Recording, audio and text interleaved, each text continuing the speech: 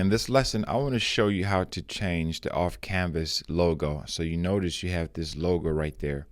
If you want to change that, you go from the back end of your Joomla site, you go to Home, or you can just go to where it says System, and then you want to find Site Modules, and then locate where it says Off-Canvas Logo. You click on this, and then use Edit with Front-End Editor. So that's the logo right there. You click on here, and let's say I want to change something. Click on Clear.